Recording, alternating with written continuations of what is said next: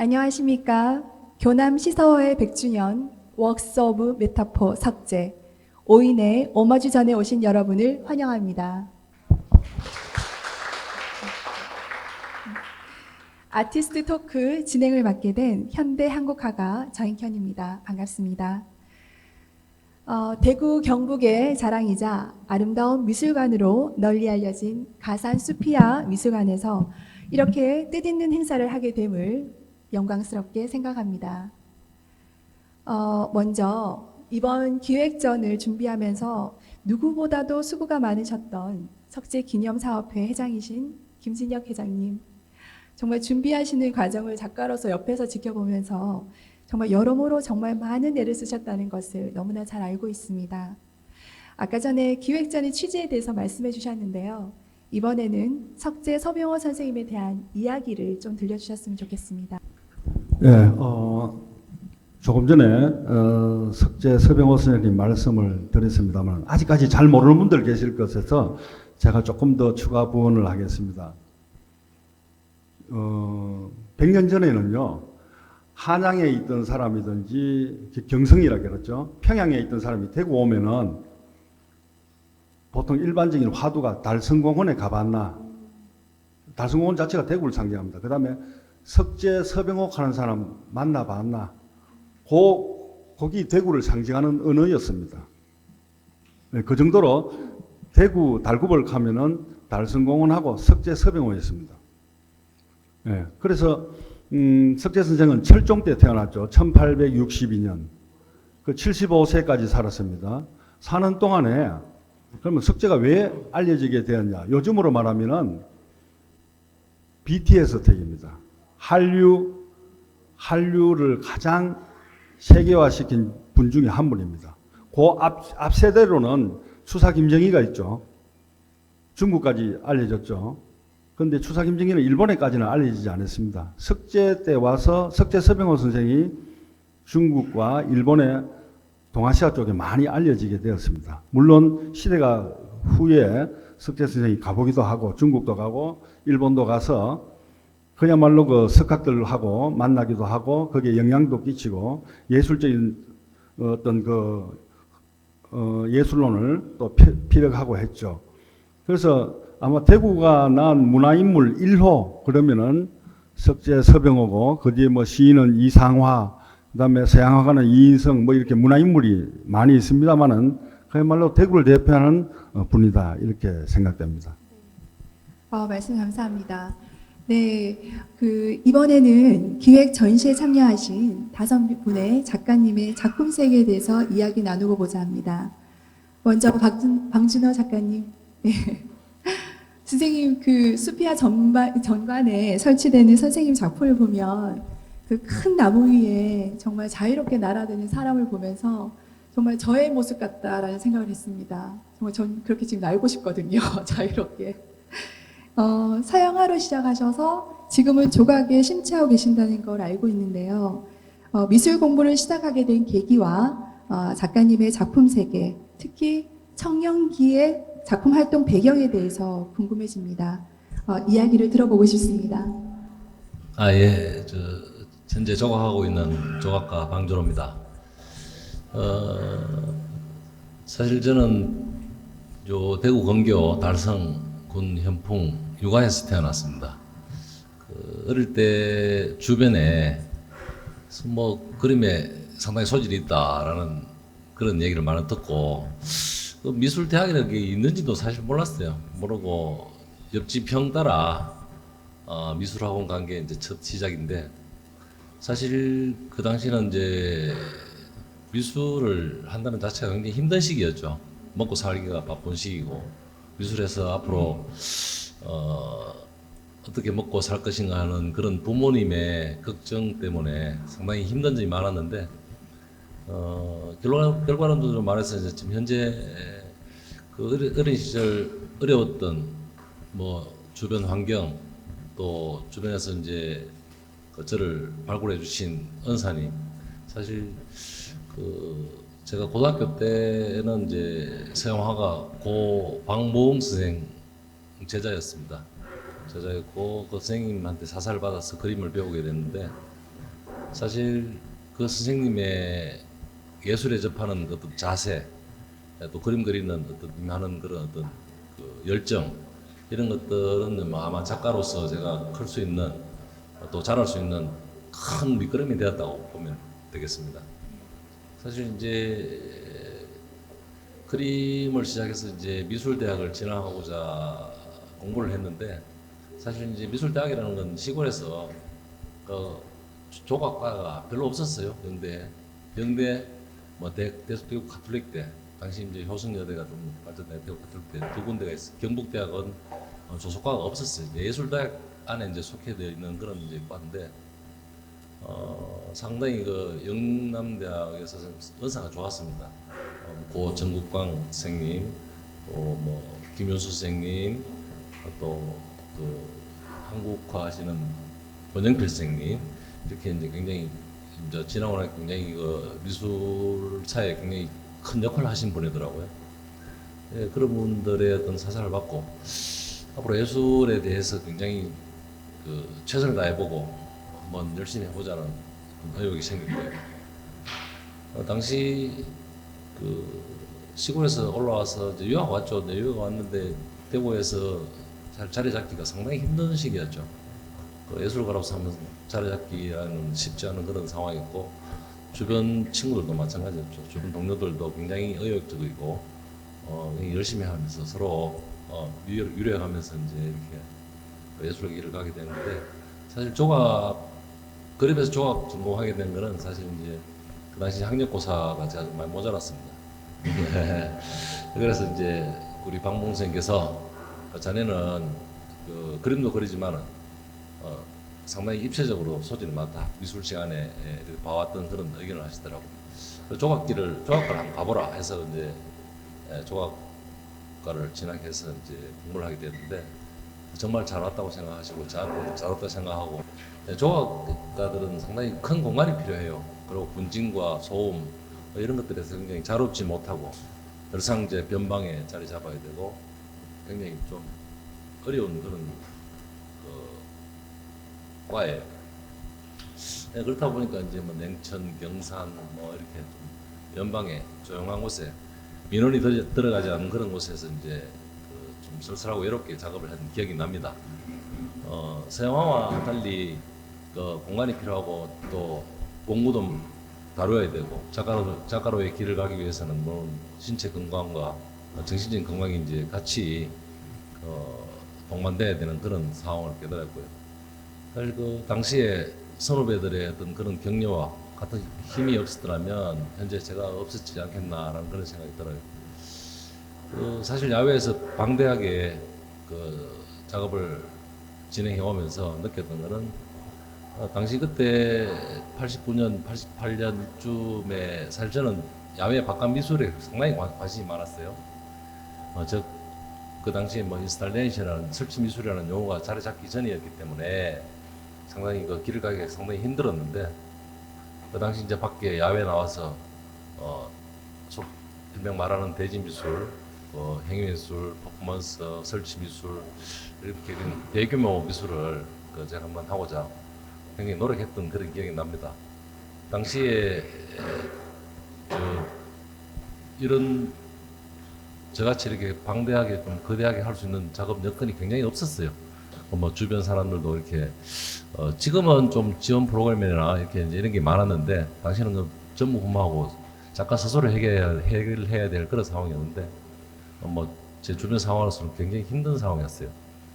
그래서 이제 뭐 그 작업을 마련하기 위해서 가장 쉽게 할 수 있는 그 막노동보다 더 어려운 또 일장을 많이 주는 아마 산에 이장하는 그런 곳을 또 따내보고 뭐 다른 어떤 혹한 일도 해봤어요. 그렇다 보니까 이제 예술가 삶은 정말 한 몸이구나. 즉 예술가의 길을 가기 위해서는 어떤 일도 감당해내야 되겠구나 하는 그런 정신적인 각오를 하게 된 계기가 됐어요. 방대한 자연 속에 던진 나를 발견하게 되는 계기가 그때였던 것 같아요.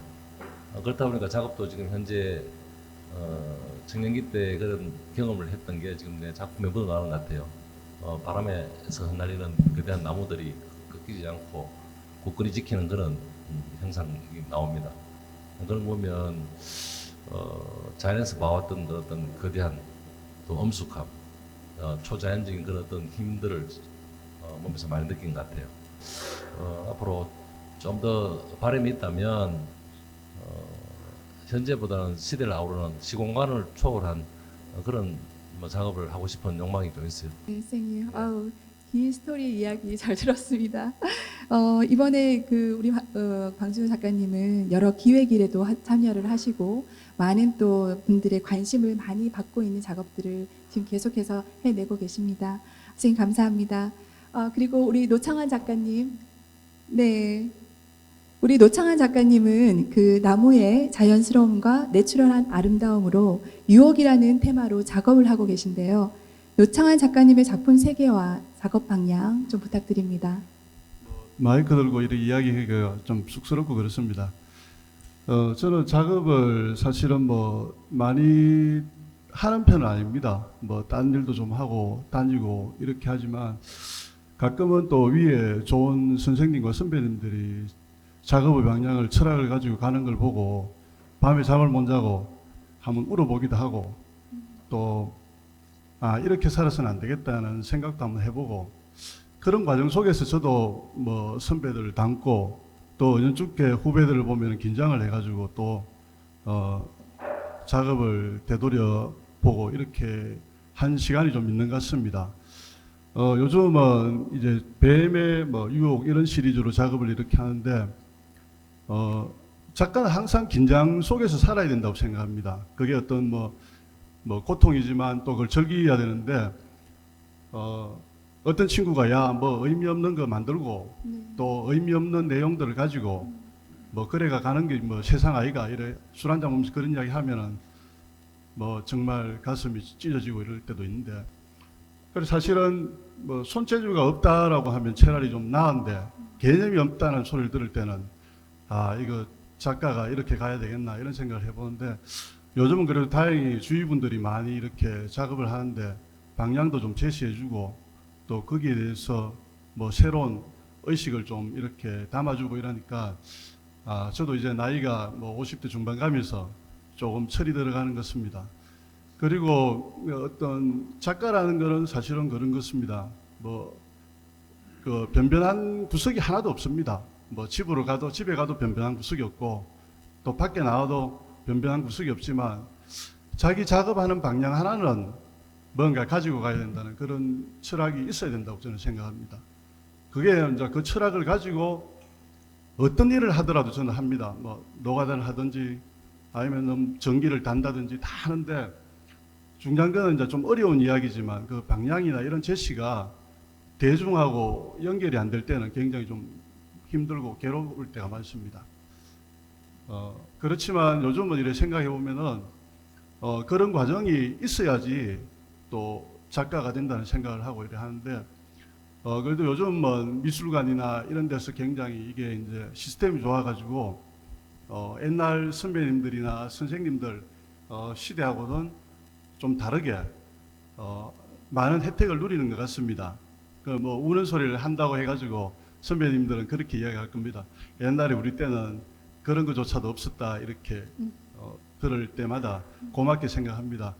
이번 석재 서병호 기념사업회 전시도 뭐 이렇게 운이 좋아가지고 제 주위에 저보다 실력이 좋고 또 열심히 하는 후배들도 많은데 선배님도 많습니다. 그런데 이 자리에 이렇게 마이크를 잡으니까 더 쑥스럽고 그렇습니다.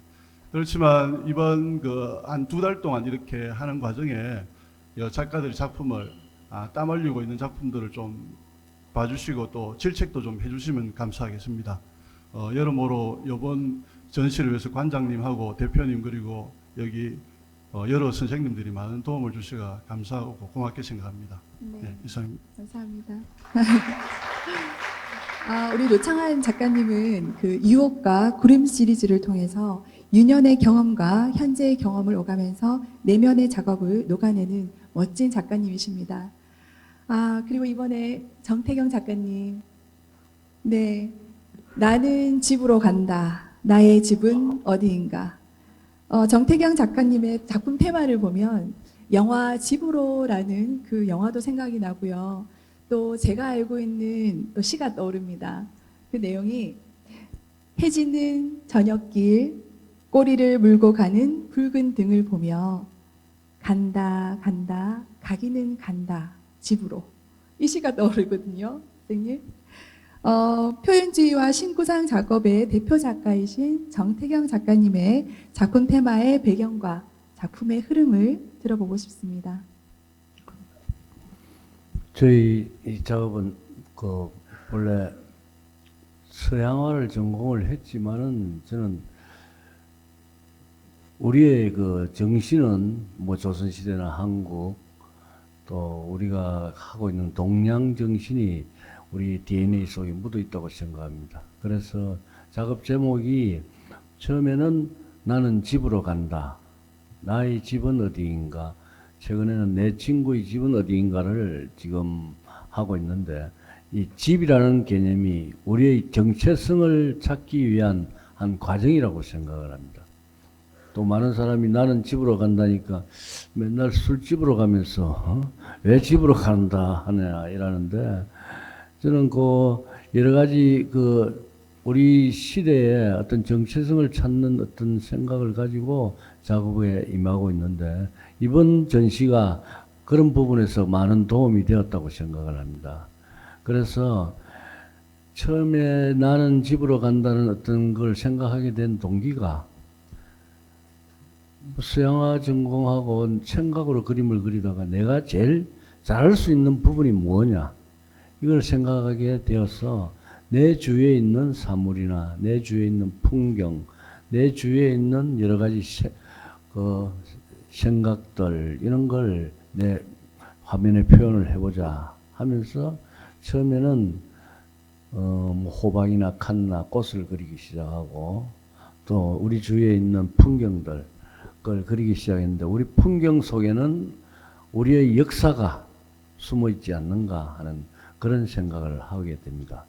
그래서 그 연작 시리즈로 쭉 해오다가 어느 날 한 10년 전에 방천시장이라는 곳에 프로젝트가 있어서 제가 오게 됩니다.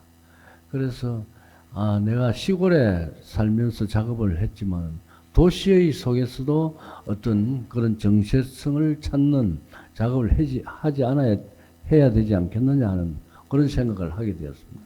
그때 방천시장이라는 곳이 도시와 시골이나 어떤 곳의 중간 지점이 되어가지고 우리 어릴 적 생각했던 삶이나 어떤 생각들을 체험하게 할 수 있는 그런 곳이 이제 방천시장이었습니다. 그때부터 조금 더 생각을 폭넓게 가지고 내 친구의 집은 어디인가.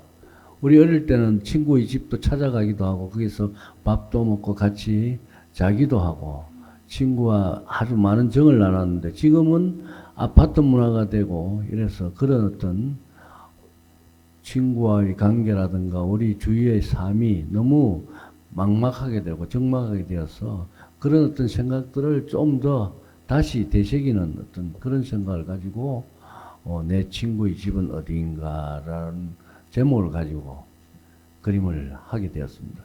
요즘 등장하는 소재들은 대구의 어떤 신천, 대구의 숨구멍이라고 하는 어떤 그 흐름을 보고 또 거기에서 느끼는 감정들, 그런 걸 생각을 해서 작업을 하기도 하고, 또 이번 어떤 기회로 인해 가지고 우리 옛 사람들의 어떤 생각들, 석재 서병호 선생의 어떤 느낌들을 가지고 또 작업을 하게 되었습니다. 아무튼 이 기회를 주신 여러분들께 감사드립니다. 네, 감사합니다. 작가님 작업 속에 깊이 뿌리내린 동양적 예술호는 작품을 감상하는 분들에게 큰 울림을 주는 것 같습니다. 다음 김진혁 작가님. 참 우리 김진혁 작가님이랑 이렇게 개인적으로도 이렇게 작가님하고 이야기 나누어 보면은 참 많은 것을 배웁니다. 깊은 학문적 견해와 인생의 경험들에서 오는 것들인데요. 작품을 할 때 금시조가 날듯이 해야 한다는 말씀이 좀 임팩트 있었어요. 그 이야기를 좀 더 구체적으로 듣고 싶고요. 또 어린 시절 시작되어서 지금 현대 한국화 작가로 나아가게 된 배경에 대해서 궁금합니다. 부탁드립니다. 네, 어릴 때 이제 제가 서예를 초등학교 때부터 시작을 했고요. 영남 지방은 그야말로 석재서병호 선생 영향으로 지금까지 진행이 되고 있습니다. 그런데 그 제 오촌 당숙집에 가면은 당숙 어른이 포항에서 병원을 하고 계셨는데 지금은 벌써 돌아가셨습니다. 석재서병호 마지막 제자였습니다. 가면 항상 말씀을 하세요. 네가 서예를 하면은 금시벽해 향상도화같이 해야 된다. 그 무슨 뜻이냐면은 쉽게 말하면 획을 하나 끄어도 살아 숨쉬는 획을 끄고 전체적인 어떤 형태를 만들면은 그 형상이 정말로 그 뭐 돌에 글씨가 콱 새기듯이 불면 날아가지 않는 확 배겨 있는 그런 형상을 만들어라. 초등학교 때부터 주입을 하더라고요. 그게 이제 이문열 씨가 좋아하는 금시조 문구의 금시벽해 향상도화입니다. 그래서 어릴 때부터 그게 받아들여 가지고 저는 이제 뭐 글씨를 쓰든 그림을 그리든 어릴 땐 글씨 쓰다가 이제 대학은 미대 가니까 그림 쪽으로 바뀌게 되죠. 또 바뀌게 된 동기도 있어요. 사범대학교 회화과를 들어가서 서양화 동양화 같이 하게 되는데 1학년 1학기 때 소묘 강사 선생이 한국에 지금 원로로 이름 나 있는 이강소 선생이 1학년 1학기 3월 달에 소묘 강사로 왔어요. 그분 이렇게 시간 강사로 오셨지만은 바깥에 나와서 막걸리도 먹으면 항상 그런 얘기예요. 생각을 하고 획을 표현해야 되고, 또 이제 그 이강소라는 분, 친구분, 박형기라는 분이 있는데, 박형기 선생도 만나면은 이런 얘기예요. 그림 속에 뭔가 울림과 힘이 있었는데 하고 이런 얘기를 했어요. 70년대 얘기입니다. 그래서 그런 거 이제 저한테는 이렇게 많이 받아들이게 됐죠. 흡수력이 그때는 해도 더 빠를 거 아닙니까? 젊을 때. 그래서 제가 그 당시에 글씨를 써도 뭔가 이제, 획을 달리 해야 되겠다. 그 선이 이제 우리 서양에서는 뭐 이렇게 획이라 안 그러죠. 동양화에서는 획이라 그러고, 서양에서는 뭐 이렇게 드로잉으로 이렇게 선을 긋는 선이 되겠죠. 그렇게 해서 이제 제 작품 속에 그게 녹아 있게 되었고요. 그러니까 좀 뭐 그게 일찍이 조숙했다 해야 되나? 대학교 2학년 79년도에 개인전 열게 되었어요.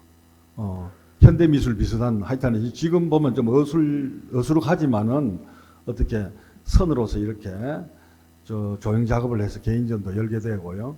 또 그뒤 80년대도 열게 되고 이렇게 좀 일찍이 그쪽에 눈을 띄게 되었습니다. 왜냐하면 그런 분들하고 이렇게 대화를 하면은 뭐 이렇게 좀 넓어진다 하나 시야가.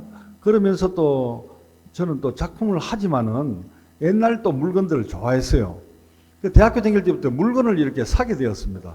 도자기라든지 뭐 예를 들면 뭐 아무렇지 않는 것도 이렇게 사게 되었고요. 그게 제 작품이 이제 과거와 현대와 앞으로 나아가는 이걸 전부 다 이렇게 뭐라 합니까 혼용되는 융합되는 그런 계기가 되어서 저 2층에 제 작품 보면은 1977년도 3월 달에 했던 작품이 있습니다.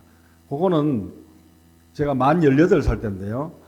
미술대전 이전 77년도 같으면 대한민국 국전이시죠. 국전 국립현대미술관 덕수궁 과천이 없을 때입니다. 덕수궁이 국립현대미술관에 그때 출품했던 작품입니다. 그래서 거기에서 출발해서 최근에 왔던 거, 최근에는 이렇게 공중에 매달려 있는 거 이런 건 다 최근 작품입니다. 석재를 상징하는 석재는 돌석자 집재자 돌로 만든 집, 석재 선생도 돌로 만든 집입니다. 호가. 그래서 그런 걸 오마주하는 그런 작품이 최근까지 이어져 온다고 생각됩니다. 예. 네, 감사합니다. 전통과 현대의 접점을 찾아서 근대 서화를 현대적으로 풀어내시는 글로벌하신 그런 작가님이십니다. 네. 저도 질문 하나. 네, 선생님. 외람된 이야기지만 정흑긴 선생님 작품을 이렇게 보면 소금이나 이런 게 네. 은연중께 이렇게 캠퍼스에 묻어 나오는데 네. 그게 별도로 어떤 생각하는 공간감이나 이런 게 있는지, 그리고 색채하고 주는 것들이 좀 요즘 새롭게 보이던데 네. 그런 부분하고 저도 한번 또 물어봐야 되잖아요, 그죠? 네. 작업의 방향이나 이런 게 앞으로 어떻게 가는지 그게 좀 궁금합니다. 아, 네. 저는 지금 추상 작업을 하고 있는데요. 제가 쓰는 재료는 거의 자연에서 오는 재료를 사용하고 있습니다. 특히 석분이라든지 아니면 코코넛 껍질 아니면 또 바다의 천일염을 가지고 제가 작업하는데 작품의 깊이감을 좀 투영해서 작업하기 위해서 그런 작품을 이렇게 화학적인 반응이라든지 여러 실험을 통해서 작업을 하고 있어요. 제가 나중에 지금은 컬러를 많이 이용한 작업을 통해서 색을 합쳐서 표현하는 다층 형상 멀티폼 형식이라든지 아니면은 선을 굉장히 자유롭게 쓰는 알라 프리마 기법으로 작업을 하고 있는데, 그러다가 나중에 색을 모두 다 통합하는 어떤 먹의 작업으로 제가 작품을 계속해서 나가지 않을까 그렇게 생각을 하고 있습니다. 저도 정익현 선생님 이 지금 사회를 보기 때문에 질문도 제가 하겠습니다. 우리 정익현 선생님 사적으로도 이렇게 모임에서도 만나고요. 지금 사실 우리 5분이 있습니다만은 제일 좀 젊은 층이고요. 그래서 이렇게 만나면은 뭔가 다른 느낌, 굉장히 그 맑은 향기를 주는 기분 좋은 분입니다. 항상 만나 보면요. 그래서 작품도 그렇게 좀 아주 좀 컨템포러리적인 아까 그 소금이나 천일염 이런 작품들도 보면은 굉장히 좀 이렇게 색다른 맛도 있고 지금 질문도 했습니다만은 그런 게 전체적으로 작품 어떤 예술적인 세계에 대해서 한 번 더 말씀해 주세요. 네. 선생님께서 이렇게 향기에 대한 이야기를 하시니까 저도 이게 추억 속에 어떤 향기의 그런 기억이 납니다. 저는 예전에 한옥집에 살았는데요.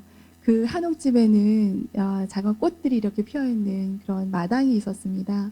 그리고 그 집은 유난히 이렇게 볕이 잘 드는 그런 방이 있었는데, 그 방에서 저희 부모님은 글을 쓰시거나 아니면 책을 읽으셨던 기억이 납니다. 근데 제가 이렇게 마당에서 놀고 있으면 저희 부모님이 항상 현아 하고 부르셨어요. 그러면은 저는 냉큼 도망을 갑니다. 왜냐하면 항상 그 먹을 갈 때 저를 부르셨거든요. 근데 제가 어떨 때는 너무 팔이 아프니까 도망을 갔어요. 근데 또 어떨 때는 그 방에 들어가서 열심히 먹을 갈아드리면 때로는 그게 또 재밌기도 했습니다. 미끌미끌 하기도 하고 또 삭삭 소리도 나고, 또 어떨 때는 거기서 정말 묘한 향이 났었어요. 너무 좋았습니다. 지금 생각하면 어떤 아로마의 향보다도 그 향이 너무 좋았었는데요. 그리고 한참을 갈다 보면 그 먹 위에 푸른색 어떤 색감이 이렇게 감도는 게 느껴졌어요. 지금 그때 환경적인 여러 가지의 것들이 지금 제가 작업하고 있는 작가로서 지금 살아가는데 아마 근간이 되지 않았나, 저는 그렇게 생각을 합니다. 저는 제 작업에 시그니처 컬러인 색이 있는데 블루와 골드입니다. 블루는 제가 그 예전에 그때의 생각도 나지만 또 저기 크로아티아의 아주 깊은 지중해 바다를 본 적이 있습니다. 그 바다의 그 딥블루를 보면서 정말 묘한 그런 에너지가 느껴졌었는데요. 그 에너지는 저에게 희망의 메시지였고요. 또 그 희망을 가지고 제가 이거를 작업으로 내가 투영을 한다면 이걸 보는 사람들도 함께 그걸 느끼지 않을까, 좋은 에너지를 받아가지 않을까, 그런 생각을 하게 됐습니다. 그 블루가 신비롭고 고귀한 색이면 골드는 그 기쁨과 환희의 색이라고 저는 생각을 해요. 그래서 그 색을 가지고 추상 작업을 하고 있습니다. 제가 요즘 생각하는 여러 가지 것 중에 그 조형의 예술의 본질에 대해서 많이 생각을 하는데요. 그 본질이, 그 예술의 본질이 점과 선과 면이라면 점과 선과 면을 또 색감으로 함께 어우러져서 표현을 했을 때, 그냥 그 본질적인 부분들을 건드렸을 때 앞으로의 내가 작업 방향을 더 그런 쪽으로 끌고 나가기에 좋지 않을까, 그렇게 생각을 하고 작업을 하고 있습니다. 구상 작업이 소설이라고 한다면은 저는 추상 작업은 시라고 표현을 하고 싶어요. 그 함축적인 언어에서 많은 것들을 저희가 느끼잖아요. 저희들이 하는 이런 추상 작업을 통해서 보시는 분들이 자기만의 어떤 그런 함축적인 언어들을 마음에서 우러나는 언어들을 한번 찾아보는 그런 계기가 되셨으면 좋겠습니다. 이번에 석재 서병호 선생님의 작품을 현대적으로 이렇게 오마주하는 작업을 하면서 선생님의 그 아름다운 선과 획을 제 나름의 도형과 또 이렇게 문자 형식으로 현대적인 감각으로 한번 만들어 보았습니다. 그리고 또 제가 여러 가지 재료를 지금 사용하고 그랬는데 흙을 이용한 세라믹 작업으로 그 위에 선생님의 어떤 이니셜을 선을 이용을 해서 한번 만들어 보았습니다. 덕분에 너무 재밌는 작업을 하게 됐었고요. 여러분도 함께 즐겨주시기 바라겠습니다. 노창환 선생님께 한번 질문하고 싶습니다. 그 조각가의 길이라고 해야 할까요? 그 작가님의 조각가로서의 삶의 의미가 있다면 거기에 대해서 한번 말씀해 주시면 감사하겠습니다. 저도 이제 그림을 이렇게 그리고 또 작업을 하고 저는 회화로서 출발했습니다. 고등학교 다닐 때 미술부를 했는데 뭐 잘 그린다기보다는 다른 거보다는 이게 제가 잘해가지고 그림을 그리다가 조각으로 이뤄왔는데 요즘 또 딸도 이거 미대를 다니니까 또 이야기를 해봅니다. 자기가 가는 길이 어떤가 이래 물어보면 좀 귀찮아하는 투로 말은 하지만 저는 그렇습니다. 이게 우리가 물질로 먹고 살지만 물질이 전부는 아니라는 생각을 저는 해봅니다. 뭐 와이프인데 이런 이야기 하면 굉장히 화를 내고 한 번씩 이상한 소리 한다고 하지만 작가는 물질을 가지고는 먹고 살지만 때로는 그 정신적인 그 작업에 대한 그걸로 끌고 가면은 더 행복하지 않을까라는 생각이 아직까지도 하고 있습니다. 주위에 뭐 친구들도 만나면은 아직까지도 그런 생각을 하고 있나 하면 나는 물질도 좋지만 물질보다는 정신에 대한 자기 세계가 더 중요하다 이렇게 생각하고 있습니다. 지금도 변함은 없습니다. 그게 돈이 되건 돈이 되지 않건 간에 뭐 자기 정신 세계가 결국은 마지막까지 갈 때까지 자기를 붙잡아주는 내용이라고 저는 생각합니다.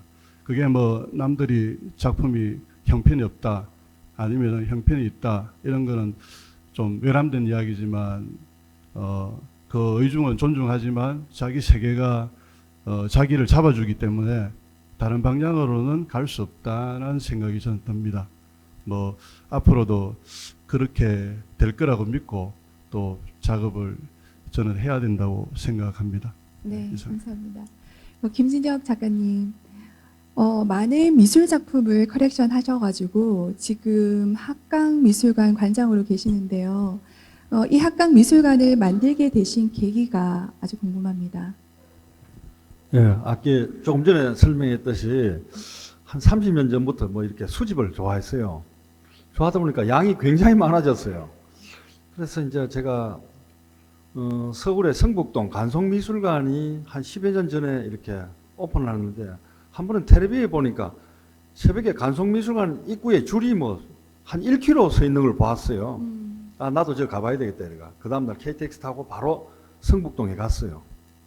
10시에 문 여는데 도착하니까 9시 됐는데 벌써 줄이 뭐 한 1km도 넘어요. 그걸 뭐 전국에서 몰려왔더라고요. 그래서 이제 기다리고 한 몇 시간째 기다리니까 문 열고 들어가고 이렇게 이제 보고 그 다음에 도록을 하나 샀습니다. 2만원짜리 도록을 사가지고 간송미술관에서 나와서 올라가면 카페들 있지 않습니까? 한용운 시인 옆에 카페에 앉아가지고 도록을 보니까 내가 꿈인가 생시인가 할 정도였어요. 뭔가 하면 이 세상에서 가장 좋은 공간에 가장 좋은 책을 지금 보고 있는 이 순간, 야, 이게 신선의 경지가 이런구나 싶어가지고 정말로 그 책을 보고 기분이 좋았어요. 그래서 대구로 내려오면서 마음을 다짐했습니다. 간송 전영필 씨는 한국의 재벌이고 작품도 무지무지하게 많은데 나는 재벌도 아니고 경제력도 없는데 그래도 찔끔찔끔 못 왔던 게 이제 한 몇천 점은 되지 싶은데 이걸 어떻게 하느냐. 땅을 사고 집을 지으려고 하면 돈이 있어야 되는데 그건 없고 아마 사는 집에다가 한번 해보자. 내 살고 있는 집에다가 리폼 할 것도 없고 바로 하자. 그러면은 조그만한 아파트만 하나만 사면 된다. 살림집만 옮기면 되니까요. 그래서 제 살고 있는 집 옆에 오래된 아파트, 예, 오래된 아파트니까 싸지 않습니까? 살림집을 옮겼습니다. 옮기고 살고 있는 집은 인부들 있는 게 아니고 저하고 우리 아들하고 리모델링 했습니다. 올라가 뚝뚝 치고 뭐 벽이 뭐 색깔 칠하고 뭐 이렇게 엉성하게 해서 지금부터 6년 전에 7년 전에 학강미술관 오픈을 하게 되었습니다. 첫 그 전시 간송미술관 같이 나는 6월 달에 전시회 한 번 하고 10월 달에 한 번 하고 1년에 2번만 한다. 서울의 간송미술관이 그렇게 합니다.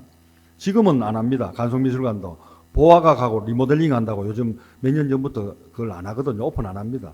근데 학강미술관도 학강은 제 호거든요. 배울학 언덕강 열심히 공부해라. 우리 선생님 소헌 김만호 선생님이 어릴 때 지어주셨어요. 무조건 공부해야 된다 평생. 그래서 학강 배워서 언덕을 만들어라 이렇게 해서 학강미술관 첫 번째 제목은 추사 김정희와 석재 서병호를 품다. 작품을 이렇게 붙였어요. 추사 작품도 붙이고 석재생 붙이고 6월 10일인가 오픈을 했는데요. 문도 열기 전에 문 두드리는 사람이 있더라고요. 떡 보니까 경주에 있는 소산 박대성 선생이 아침에 와가지고 떡 서가 있어요. 중앙일보 보고 깜짝 놀라가지고 쫓아왔대요. 경주시 의회 의장하고 소산 박대성 선생이 그 차 타고 소산 선생님 팔이 없기 때문에 차를 못 모잖아요. 팔이 하나 없습니다. 그분 의장 차 타고 왔더라고요. 그래서 이렇게 보더니만은 세상에 재력도 없는 사람이 이렇게 또 할 수도 있구나 감사해요. 굉장히 좋게 보여요. 그러면서 뭐 농담인지 진담인지 내 작품 하나 줄 테니까 추사 그 탁본했는 거하고 바꾸자 이라. 그래서 내가 바꾸지 않습니다. 네, 이것도 구하기도 힘들고 이렇게 이제 앉아서 차 마시고 갔어요. 그리고 두 번째 전시는 정점식이라는 대구의 원로화가 정점식 작고 100주년 전시회를 했습니다. 그것도 희한하게 지금 대한극장 건너편 대도 서점 옛날 지금 대도 서점이 있습니다. 거기 지나가다가 막 책들이 있더라고요. 그 책을 딱 보니까 청마 유치환이 정점식 인형에게 우리나라 유명한 유치환 선생이 그 정점식 선생한테 준 책이더라고요. 깜짝 놀라가지고 이거 어디서 났느냐 이러니까 앞산 밑에 대덕맨션에 사는 화가 돌아가시가 그 집 책 다 이어가 왔다 하더라고요. 그래서 지금부터 내가 살 테니까 2주 동안에 다 찾아내라. 그게 막 구석구석에 던지가 잘 모른대요. 그래서 이제 그 뒤에 가서 책을 다 구입했습니다. 정점식 선생 강의 노트도 있고 원고지에 자필로 썼는 거요. 그 다음에 방명록도 있고 뭐 1940년대 50년대 해방 후에 미국 USIS에서 처음 그 빌려준 책들 굉장히 중요합니다. 현대미술사에. 그 다음에 그 다다이즘의 창시자 한스 리히트가 1960년대 서울에 와서 정점식 선생에게 직접 준 자필 사인도 있는 마르셀 듀샹의 친구 한스 리히트 사인 있는 뭐 이런 것도 있더라고요. 깜짝 놀래가 전부 다 그걸로 전시회를 했습니다. 전시회를 하니까 계명대학에서 깜짝 놀랐어요. 그래서 원로 신진식 교수, 이영윤 교수 다 오더라고요. 어떻게 전시하는지, 그걸 뭐 방에 이래 피놓고 하니까 이래도 전시하는구나. 이렇게 해서 이제 학강미술관을 계속 운영을 했습니다. 정말로 그 일본 사람들이 단체로 비행기 타고 우리 집에 왔더라고요. 요코하마에서 학강미술관 알레지가 일본 집이니까 일본 적산가옥이거든요. 놀러 오고. 이렇게 해서 몇 년 잘 했는데 작년에 없어졌습니다. 재개발로 이천동에 150평 땅이 저는 안 그렇게 했는데 법원에서 판결 내려가 졌습니다. 그래서 비켜주고 지금은 그 집이 없어졌습니다. 그래서 집 창문하고 문은 제가 띄어서 어느 창고에 이렇게 보관하고 그렇게 해서 지금은 학강미술관이 없고요. 그냥 작품만 창고에 이렇게 보관을 하고 있습니다. 이상입니다. 시간이 없어서 너무 안타깝습니다. 네. 네, 이번에는 방진호 작가님. 조각하는 후배들에게 해주고 싶은 현실적인 조언이 있다면 어떤 것이 있을까요? 예. 후배들보다 지금 물론 제 선배들도 굉장히 열정적으로 네. 좀 박유봉 선생님도 와 계시고 또 주변 선배님들이 굉장히 열정적으로 열심히 하고 그 조언을 통해서 네. 또 제가 작업을 하게 된 건 아니거든 사실요. 즉 말하자면 그 아버지의 그 아들, 그 선배의 그 후배, 이런 식으로 지금 무건의 어떤 충고, 회초리 이렇게 굉장히 중요하다고 생각해요. 물론 뭐 지역이나 또 나아가 또 여러 나라 한국 나아가 세계적으로 봤을 때 감동을 받고 또 집에 와서 궁금해서 작업에 열정을 두듯이 저 역시 이제 선배님들의 어떤 그 열정, 좀 필요한 노력 이런 것들 겉으로 보지 않고 정말 가슴 새기고 늘상 생각하면서 작업을 임하고 있는 중입니다.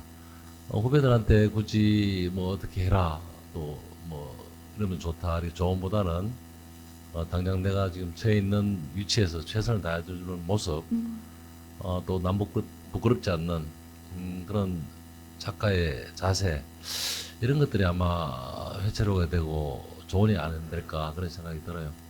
물론 때로는 뭐 그렇지는 않겠지만 힘든 시기가 많을 거예요.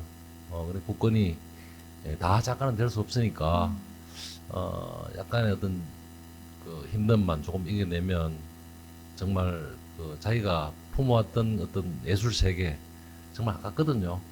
지금 주변 환경이나 여러 가지 간접적인 영향으로 좋은 감각을 가진 후배들이 사라지는 걸 보면 굉장히 안타까워요.